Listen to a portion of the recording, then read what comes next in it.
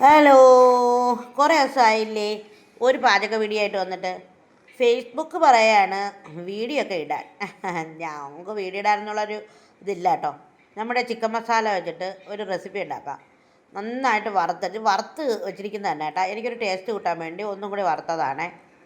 തീ പാത്രം ചൂടാക്കും. പിന്നെ അതിനെ ഇട്ട് കൊടുക്കും ചിക്കൻ മസാല.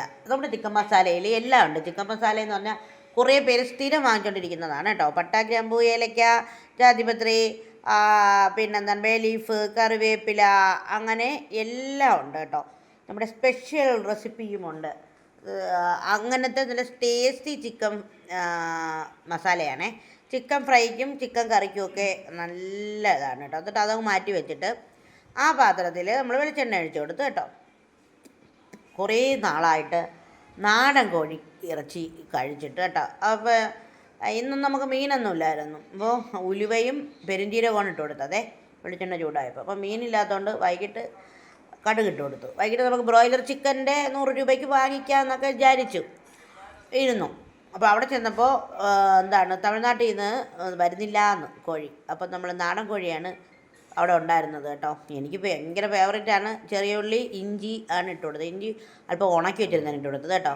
ചെറിയ ഉള്ളി കുഞ്ഞായിട്ട് കൊത്തി അരിഞ്ഞെടുത്തതാണേ. നല്ലതുപോലെ ചതച്ച് എടുത്തതാണ്. അപ്പം നന്നായിട്ട് മൂത്ത് വരും. നല്ലൊരു മണമാണ് വരുന്നത് കേട്ടോ.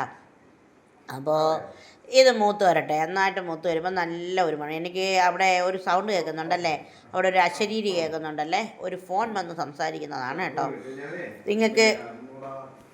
അപ്പോൾ അത് നന്നായിട്ട് മൂത്ത് വരണം. ഈ കറിക്ക് അങ്ങനെ ആയിരിക്കണം കേട്ടോ. എന്നിട്ട് ചെറിയ ഉള്ളിയാണ് തോനയിട്ട് കൊടുക്കുന്നത് കേട്ടോ.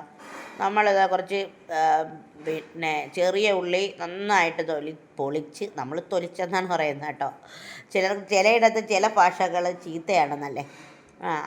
നമ്മൾ വർക്കല, കിളിമാനൂർ, നിലമേൽ, നഗരൂർ ഭാഗങ്ങളിലൊക്കെ ഇങ്ങനെ പറയാറുണ്ട് കേട്ടോ. പൊളിച്ചെന്ന് പറയുമോ എന്തോ. ഉപ്പൊടി കൂടെ ഇട്ട് കൊടുത്തു. ഞാൻ ഇത്രയും സ്ഥലത്തും ഇങ്ങനെ പാറി നടക്കുന്നത് കൊണ്ട് ആണ് ഞാൻ ഇത്രയും സ്ഥലം പറഞ്ഞ കേട്ടോ.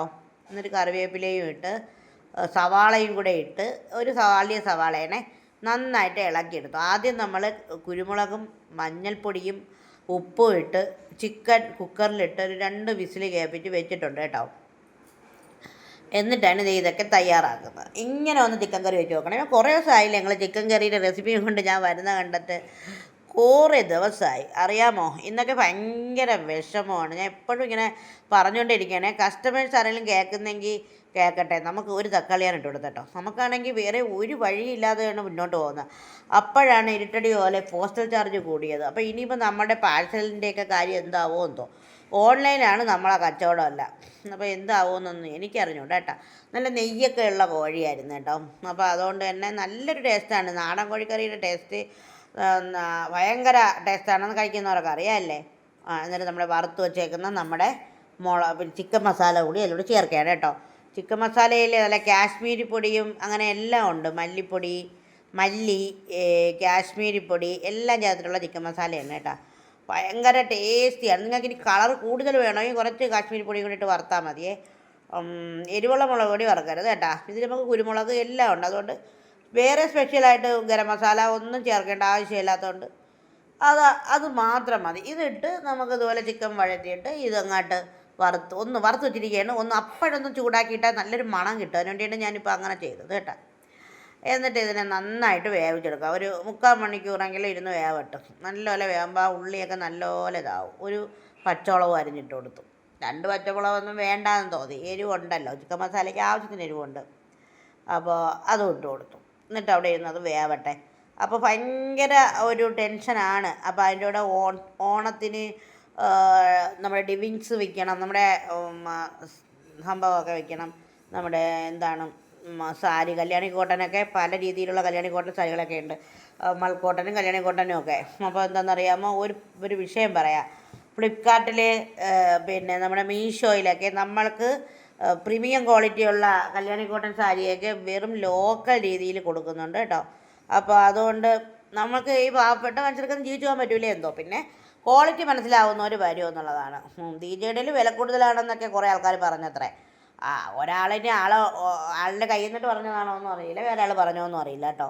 എന്തായാലും അവരോർക്ക് ഞാനൊരു വിശദീകരണം കൊടുത്തിട്ടുണ്ട്. എന്നിട്ട് ഞാൻ കുറച്ച് മുട്ടയും 2-3 കരളും 2-3 ചിക്കനും ഒക്കെ എടുത്ത് മസാല പുരട്ടി വെച്ചിരുന്നു. അതിനെ ഒന്ന് വെളിച്ചെണ്ണ ഒഴിച്ച് ഒന്ന് വരട്ടിയിട്ട് അതിലോട്ട് ചൂട് വെള്ളം ഒഴിച്ച് വേവിച്ചിട്ട് ഇങ്ങനെ വറ്റിച്ചെടുത്ത് മറ്റേ കറിയും റെഡിയായി. ഉപ്പുണ്ടെന്ന് നോക്കാനായിട്ട് കിണ്ണത്തിൽ കോരിയിട്ട പണ്ടത്തെ രീതിയാണ്.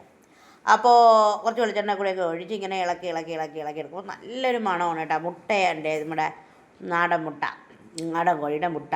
അപ്പോൾ അതും ഇങ്ങനെ വഴറ്റിയെടുത്ത് കേട്ടോ. ചോറ് കഴിക്കാനായിരുന്നു നല്ല സൂപ്പർ. നമ്മൾ അപ്പത്തിൻ്റെ കൂടെയാണ് കഴിച്ചത്. കഴിച്ച് കഴിഞ്ഞിട്ടാണ് ഞാൻ വോയിസ് കൊടുക്കുന്നത്. അപ്പോൾ ഇത്രയേ ഉള്ളൂ. ഇനി മറ്റൊരു വീഡിയോയുമായിട്ട് വരാം. ഒരുപാട് ഇഷ്ടത്തോടെ. ടാറ്റാ.